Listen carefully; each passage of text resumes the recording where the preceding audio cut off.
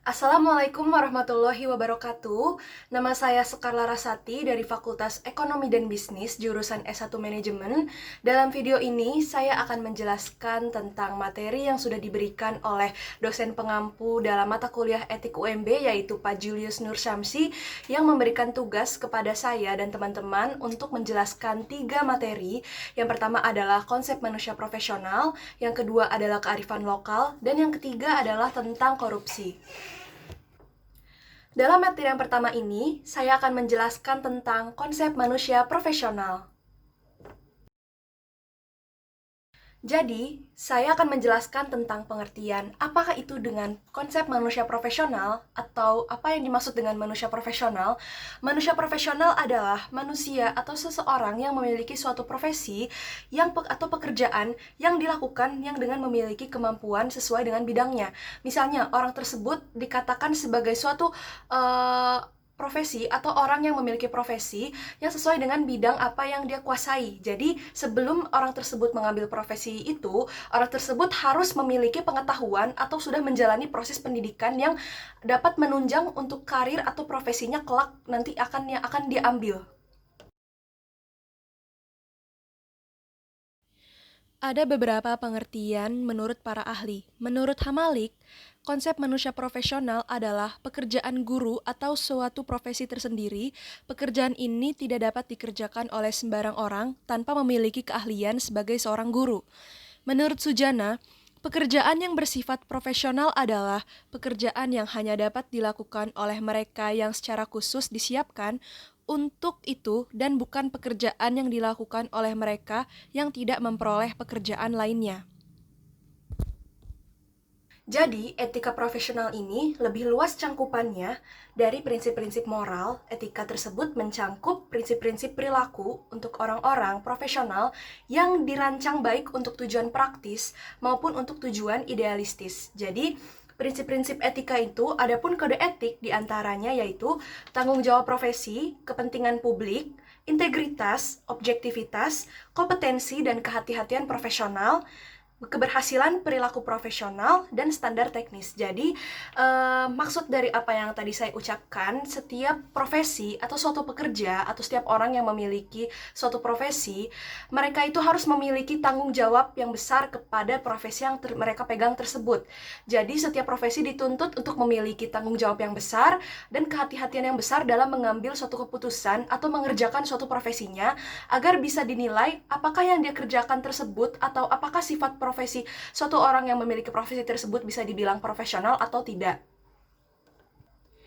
Jadi, suatu profesi, jika bisa dibilang suatu profesional, mereka harus memiliki 3 pokok pada seorang profesional. Ada tiga hal pokok yang ada pada dalam seorang profesional. Yang pertama adalah skill. Skill adalah keahlian. Seorang profesi harus dituntut untuk memiliki keahlian. Entah itu keahlian dalam bidang akademik maupun non-akademik, tapi kebanyakan sebuah profesi dituntut untuk memiliki skill atau keahlian yang dapat menunjang profesinya yang mereka dapatkan atau yang mereka jalankan. Jadi, skill itu sangat penting, harus dimiliki oleh setiap orang, apalagi skill orang-orang berbeda-beda. Jadi, tidak bisa sama satu orang tersebut dengan skill satu orang lainnya, tentunya akan berbeda. Lalu yang kedua adalah knowledge. Knowledge yang artinya orang tersebut harus dapat menguasai ilmu pengetahuan dan teknologi atau iptek sebaik mungkin. Apalagi di era modern seperti era zaman sekarang, apalagi sekarang serba modern, semakin canggih, alhasil orang-orang atau suatu profesi harus memiliki skill dan knowledge yang baik untuk menunjang profesi mereka. Lalu selanjutnya, setelah ada skill dan knowledge, pastinya tentu ada attitude. Setiap pekerja atau suatu profesi apapun itu harus dituntut agar bisa memiliki attitude yang baik, attitude atau sikap yang baik, cara bersikap kita pada saat bekerja kepada orang lain atau kepada karyawan, kepada teman, kepada atasan atau kepada bawahan harus memiliki attitude sebaik mungkin. Karena attitude itu adalah poin penting yang harus wajib dimiliki oleh seorang profesional atau setiap manusia yang selalu mengutamakan kebaikan dan attitude yang baik. Lalu ada ciri-ciri profesional Pastinya mereka itu yang pertama harus memiliki ilmu pengetahuan dan pengetahuan yang sangat tinggi. Jadi sebelum mereka mengambil suatu profesi atau ditempatkan ke dalam profesi yang sesuai dengan bidangnya, mereka sebelumnya menempuh pendidikan terlebih dahulu, entah itu lulusan D3 ataupun sarjana. Jadi setelah mereka mengambil suatu pendidikan yang baik, mereka memiliki ilmu pengetahuan yang sangat tinggi, baru mereka akan bisa dikatakan sebagai seorang yang sangat profesional. Lalu yang kedua, memiliki kode etik, yang tadi seperti saya sudah bilang, etika atau kode etik saat bekerja atau saat melakukan suatu profesi tersebut dengan baik. Lalu yang ketiga, memiliki tanggung jawab profesional atau profesi serta integritas yang tinggi. Yang keempat, memiliki jiwa pengabdian kepada masyarakat. Yang kelima, memiliki kemampuan yang baik dalam perencanaan program kerja. Dan yang terakhir, menjadi anggota organisasi dari profesinya.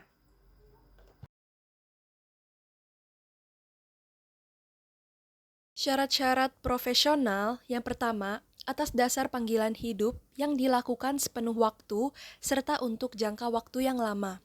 Yang kedua, telah memiliki pengetahuan dan keterampilan khusus. Yang ketiga, dilakukan menurut teori, prinsip, prosedur, dan anggapan-anggapan dasar yang sudah baku sebagai pedoman dalam melayani klien. Yang keempat, sebagai pengabdian kepada masyarakat dan bukan mencari keuntungan finansial. Dan yang terakhir, yang kelima adalah memiliki kecakapan diagnostik dan kompetisi aplikatif dalam melayani klien. Jadi kesimpulan yang bisa saya ambil dan dapatkan dari materi konsep manusia profesional ini, bahwa etika profesi ini sangatlah penting dan dibutuhkan dalam berbagai bidang, khususnya bidang pemberian jasa layanan kepada jasa layanan hukum, lalu jasa layanan kepada masyarakat, pokoknya lebih mengarah ke profesi seseorang tersebut. Jadi kode etik ini sangat diperlukan dan dibutuhkan. Demikian, kenapa? Karena kode etik dalam etika profesi dapat menentukan apa mana yang baik dan mana yang buruk atau yang tidak benar. Jadi serta apakah suatu kegiatan yang dilakukan oleh praktisi atau profesional hukum itu dapat dikatakan bertanggung jawab ataupun sebaliknya.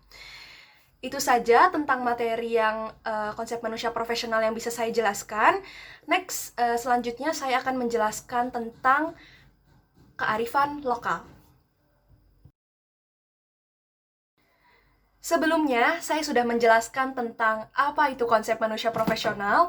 Untuk materi sekarang atau materi yang kedua, saya akan menjelaskan tentang kearifan lokal. Jadi, apa sih itu kearifan lokal? Kearifan lokal itu adalah identitas atau kepribadian budaya suatu bangsa atau negara tersebut. Jadi, kearifan lokal sendiri pasti dimiliki oleh berbagai macam setiap daerah, karena sesuai dengan adat-adat istiadat atau kebiasaan-kebiasaan leluhur-leluhur sejak zaman dulu atau leluhur-leluhur terdahulu yang digunakan untuk masyarakatnya untuk mengambil nilai-nilai yang baik dalam nilai-nilai kearifan lokal tersebut.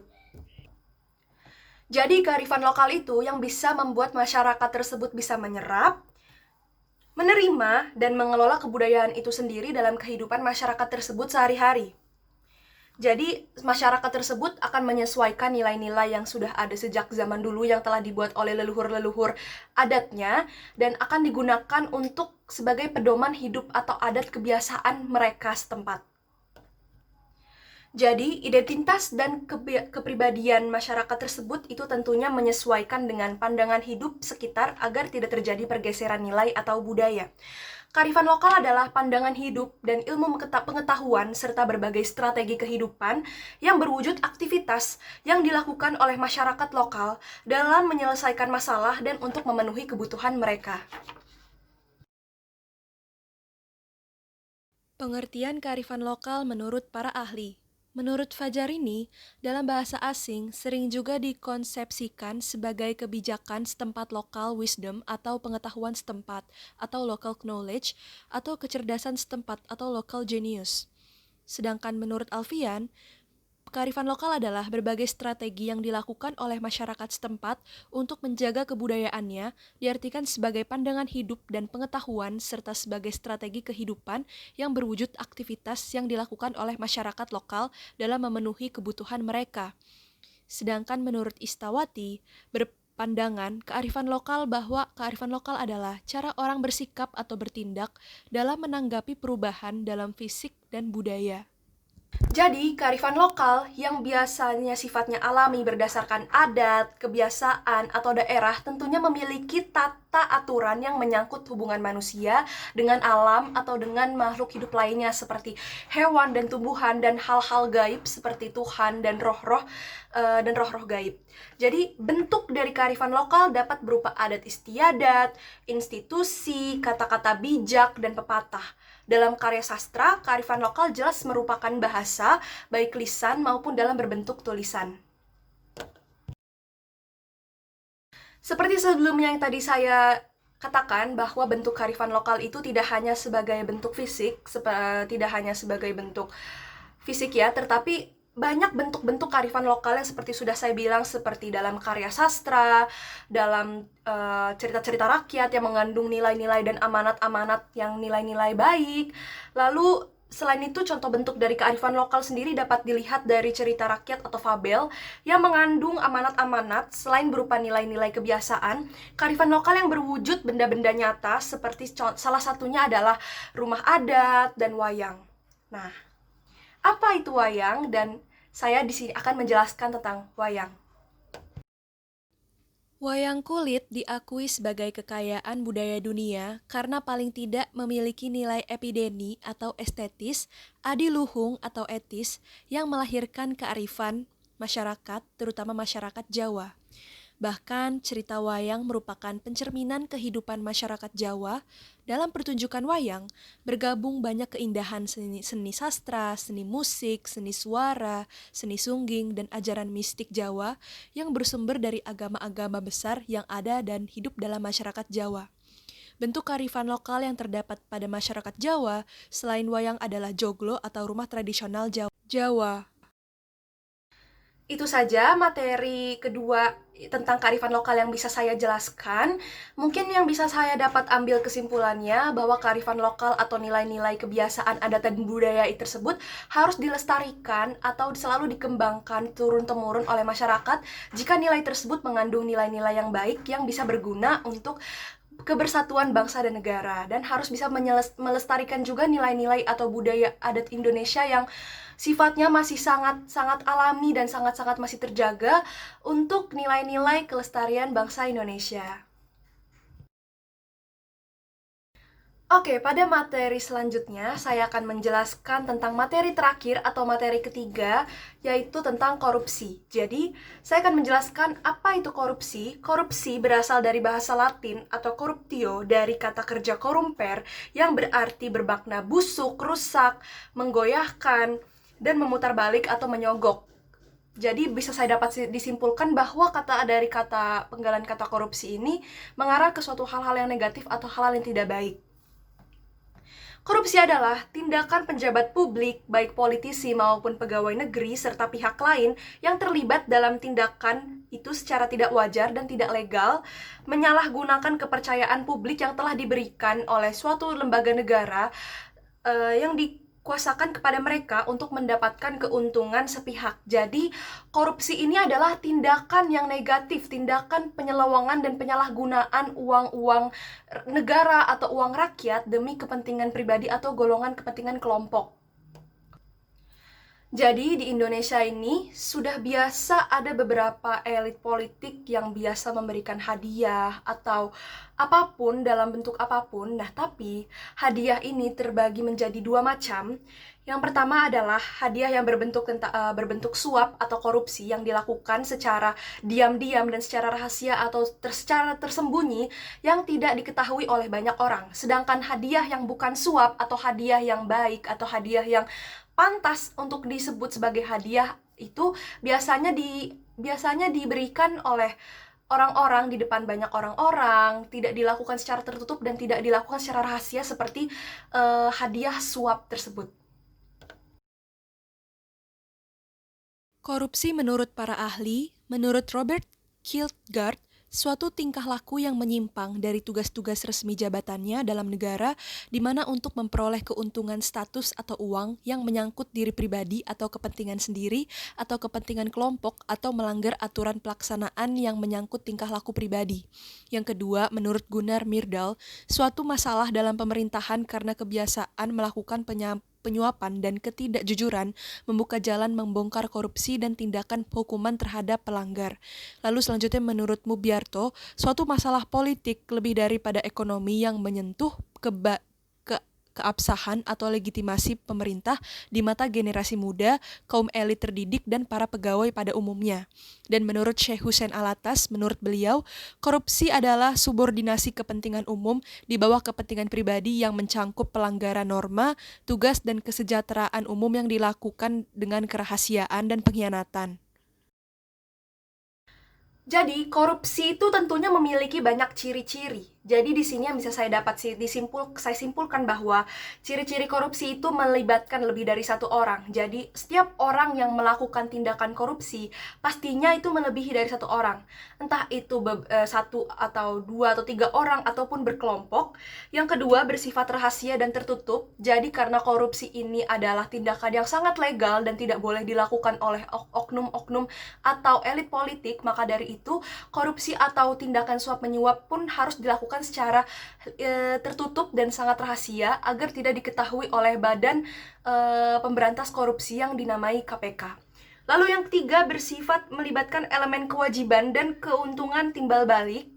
Lalu yang keempat, berlindung di balik pembenaran hukum. Dan yang terakhir, mengandung penipuan yang bersifat merugikan. Jadi maksudnya korupsi tersebut sangat merugikan sekali ya, karena selain mereka memakan uang negara, merugikan negara, tapi mereka juga sangat merugikan rakyat. Karena apa? Karena uang yang seharusnya digunakan untuk kepentingan fasilitas negara, untuk uang tersebut yang seharusnya dipakai untuk menunjang masyarakat Indonesia agar bisa hidup menjadi lebih baik, untuk rakyat Indonesia dan negara Indonesia agar lebih baik. Tetapi uang tersebut malah digunakan oleh oknum-oknum yang tidak bertanggung jawab, padahal oknum tersebut sudah diberi kepercayaan oleh suatu lembaga negara, tapi mereka melakukan hal itu demi kepentingan pribadi atau kepentingan golongan untuk memuaskan mereka dan mendapatkan uang atau keuntungan yang sangat besar dan dipakai bukan untuk kepentingan negara, tetapi kepentingan diri sendiri dan kepentingan kelompok. Lalu kenapa sih korupsi ini masih bisa terjadi? Nah, di Indonesia, negara kita tersendiri pun korupsi masih sangat sering dilakukan oleh oknum-oknum atau suatu elit politik atau suatu lembaga-lembaga negara yang tidak bertanggung jawab. Karena apa? Yang pertama, karena limahnya iman seseorang tersebut. Orang-orang tersebut yang imannya kurang, mereka akan dengan mudahnya tergiur untuk melakukan suap penyuap atau korupsi. Lalu yang kedua, lemahnya penegakan hukum. Ya, benar sekali, karena di Indonesia faktanya lembaga-lembaga hukum tersebut masih dikatakan kurang baik. Kenapa? Karena korupsi ini seperti sudah hal-hal yang biasa dilakukan, sudah seperti tradisi suatu elit-elit politik yang dengan mudahnya melakukan korupsi dan dengan hukuman-hukuman pun yang kurang berat. Selain itu juga hukuman-hukuman yang diberikan untuk koruptor juga masih terbilang kurang berat ya. Jadi maka dari itu bisa saya dapat simpulkan bahwa lemahnya penegakan hukum yang ada di Indonesia. Lalu yang ketiga, kurangnya sosialisasi dan penyuluhan kepada masyarakat. Nah, ini sangat penting. Karena apa? Karena masyarakat tersebut seharusnya diberikan penyuluhan yang cukup oleh pemerintah tentang apa itu korupsi dan tindakan-tindakan legal yang tidak seharusnya dilakukan untuk negara. Lalu desakan kebutuhan ekonomi, pastinya orang yang yang pertama imannya kurang, lalu mungkin ekonominya sedang berada pada fase yang kurang baik, maka orang tersebut dapat dikatakan bisa tertarik untuk melakukan korupsi karena desakan kebutuhan ekonomi. Mungkin dia ingin mendapatkan uang, padahal itu bukan uang yang seharusnya dia gunakan atau uang yang dia dapatkan, tapi dia malah memanfaatkan uang tersebut demi kepentingan pribadi atau kepentingan kelompok. Lalu yang terakhir adalah pengaruh lingkungan. Ya, benar sekali, pengaruh lingkungan itu sangat berpengaruh. Dimanapun, suatu profesi apapun, entah profesi di elit politik, lembaga kenegaraan, atau pegawai negeri, atau profesi-profesi dan lingkungan lainnya, lingkungan, teman, orang-orang yang berada di lingkungan tersebut sangat mempengaruhi diri kita. Apakah diri kita itu bisa melakukan hal-hal atau tindakan yang baik, ataupun sebaliknya, atau apakah kita bisa tergiur, kita bisa ikut-ikutan melakukan hal-hal yang buruk yang dapat merugikan diri kita sendiri dan negara kita. Oke, jadi bisa dapat saya simpulkan dengan materi terakhir, yaitu tentang korupsi, bahwa korupsi ini sangat merugikan negara dan sangat merugikan rakyat, karena orang-orang yang melakukan korupsi tersebut tidak berpikir apakah tindakan tersebut dapat merugikan atau tidak. Mereka atau oknum-oknum yang melakukan tersebut hanya memikirkan kepentingan pribadi dan kepentingan kelompok yang sangat-sangat tidak baik dan sangat-sangat merugikan. Mungkin kesimpulan yang dapat saya berikan dalam 3 materi ini, saya harap apa yang materi yang sekarang sudah saya jelaskan bisa dimengerti dan bisa dipahami. Selain itu, saya harap materi tersebut bisa jelas penyampaiannya, dan saya juga berharap nilai yang saya dapatkan di tugas besar 2 etik UMB ini, semoga saya bisa mendapatkan nilai yang memuaskan. Kurang lebihnya mohon maaf jika ada kata-kata atau kesalahan-kesalahan kata atau kalimat pada saat saya menjelaskan. Terima kasih. Assalamualaikum warahmatullahi wabarakatuh.